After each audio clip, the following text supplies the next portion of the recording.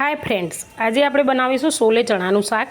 હવે ઘણીવાર શું થાય છે કે રાત્રે આપણે પલાળવાના ભૂલી ગયા હોય તો સવારે એમ થાય કે નથી બનાવવું, પણ એની હું એક ટ્રીક બતાવીશ જેના કારણે તમને એમ થશે કે હા આ રીતે બનાવીશું તો ફટાફટ થઈ જશે।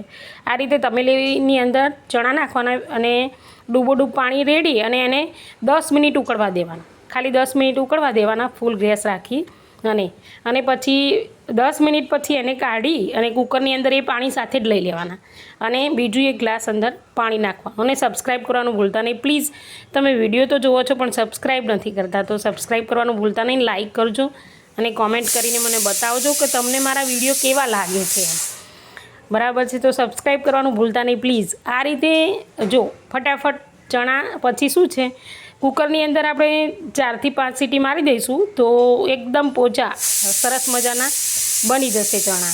હવે આપણે કુકરને બંધ કરી અને કુકરને 4 કે 5 સીટી વગાડી દઈશું। પછી એના માટે આપણે ગ્રેવી તૈયાર કરવા માટે હવે ગ્રેવી ફૂલ ગ્રેવી નથી કરવાની પણ પ્લસ મોડમાં ડુંગળી અને ટામેટાની આ રીતે ગ્રેવી બનાવવાની। જુઓ ચડી ગયા છે સરસ મજાના, 5 સીટી વગાડી છે મેં, જો એકદમ પોચા બની ગયા છે। હવે મેં અહીં એને વઘાર કરવા મૂક્યો છે ચણાનો। હવે એને આપણે રહી અને જીરું નાખ્યું છે, અંદર થોડી હિંગ નાખી દઈશું અને બીજા ગરમ મસાલા કંઈ વાપરવાના નથી આમાં।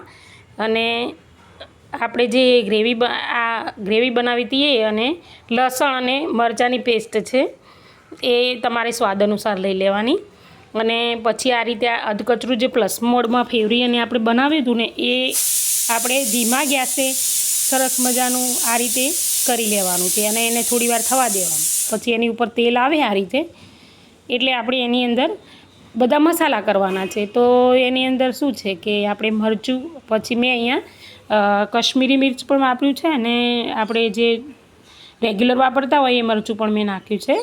તો એ સ્વાદ પ્રમાણે આપણે મસાલા કરી દઈશું, હળદર અને મરચું, મીઠું અને ધાણા જીરું, અત્યારે એટલું જ નાખવાનું છે બસ। અને પછી એને બરાબર સાંતળવાનું છે। તો તેલ ફૂટી ગયું છે તો હવે એની અંદર આપણે ચણા નાખી દઈશું। તો ચણા નાખવાના છે, હવે બરાબર એને હલાવી દઈશું આ રીતે। અને જો આ રીતે તમારે પણ આવી રીતે તેલ ઉપર આવી જાય ત્યાં સુધી એને થવા દેવાનું। હવે એની અંદર આપણે ચણા એડ કરીશું। હવે ચણા એડ કર્યા પછી એને બરાબર પાછું મિક્સ કરવાનું છે આ રીતે। તમે જુઓ કેટલો સરસ કલર પણ આવ્યો છે અને સુગંધ પણ એની મસ્ત આવે છે। અને બહેનો તમે પ્લીઝ સબસ્ક્રાઈબ કરવાનું ભૂલતા નહીં।